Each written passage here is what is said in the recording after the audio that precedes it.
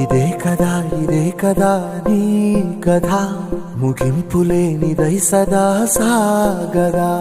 ఇదే కదా నీ కథ ముగింపులేనిదై సదా సాగదా.